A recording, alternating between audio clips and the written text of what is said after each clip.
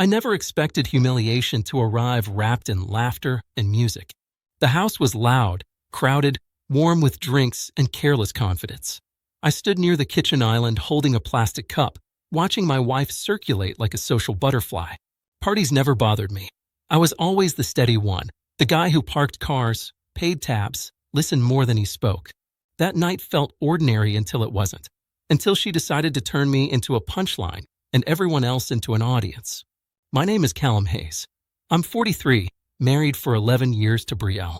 I work logistics, early mornings, long spreadsheets, quiet responsibility. Brielle loved telling people I was reliable, predictable, safe. I took it as a compliment. I thought being dependable was how marriages survived. I didn't drink much, didn't flirt, didn't chase attention. I showed up. I fixed things. I thought that counted for something. The party was for her promotion. New title, bigger paycheck, shinier circle. I wore the jacket she bought me, stood where she placed me, smiled when introduced. Somewhere between the second toast and the third joke, someone asked how we met. Brielle laughed first, too loudly. She waved her hand at me and said, "Honestly, he was a mistake I never planned to keep." The room laughed. Glasses clinked. My stomach dropped. I waited for her to follow it with a save, a wink, anything to soften the blow. She didn't. She sipped her drink and smiled like it was harmless fun. In that second, I understood something with terrifying clarity. She didn't respect me.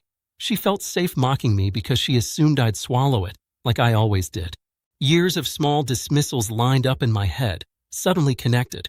I thought about the canceled plans, the eye rolls, the way my opinions became jokes.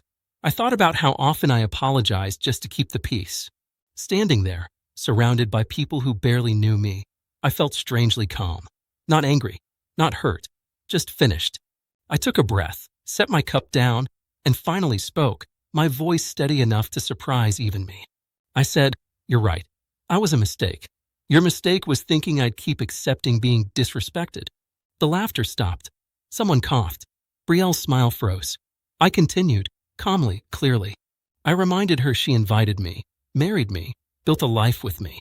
Mistakes don't last 11 years unless someone keeps choosing them. I wished her luck with her new circle, and I walked out. I didn't rush. I didn't look back. The night air felt sharp, cleansing. My phone buzzed before I reached the car. Texts, calls. I ignored them. Correction doesn't require discussion. On the drive home, I realized something else. Respect isn't loud. It's enforced quietly. I wasn't embarrassed anymore. I felt lighter, like I'd finally stopped carrying a weight that wasn't mine. By morning, the story had already changed online. Some people said I overreacted. Others said she was joking. None of that mattered. What mattered was the line I drew. Brielle came home late, eyes red, tone defensive. She wanted to talk. I told her I'd already listened for years. Silence filled the space between us, honest and overdue. Leaving wasn't dramatic. No yelling, no threats, just decisions. I packed what I needed, booked a hotel, emailed a lawyer the next day. She kept saying it was just a joke. Jokes don't strip dignity. Jokes don't make rooms laugh at someone you claim to love. I wasn't correcting her to hurt her. I was correcting myself. People think moments like that ruin marriages. The truth is, they reveal them. That party didn't end my marriage. It exposed it.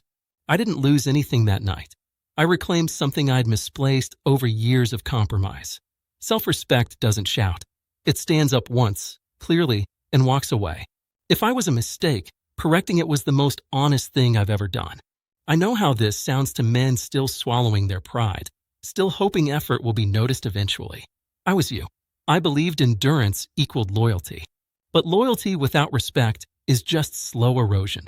It doesn't explode. It fades, quietly, until one careless sentence shows you exactly where you stand. That clarity hurts, but it also frees you. It tells you what needs to end. Brielle reached out weeks later, calmer, regretful, saying she never meant it. Intent doesn't erase impact. Public disrespect changes the shape of a relationship forever. I wished her well, meant it, and kept my distance. Healing doesn't require villains, just boundaries. I learned that night that being chosen once isn't enough.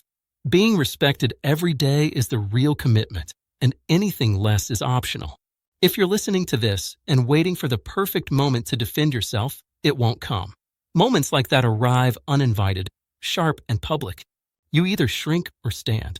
Correction doesn't need cruelty. It needs truth and timing. That night, I didn't raise my voice. I didn't insult her. I simply refused to accept a story where I was less than I am. I corrected her because no one else would. Not the room, not the laughter, not the silence that followed. Walking away was easier than staying invisible.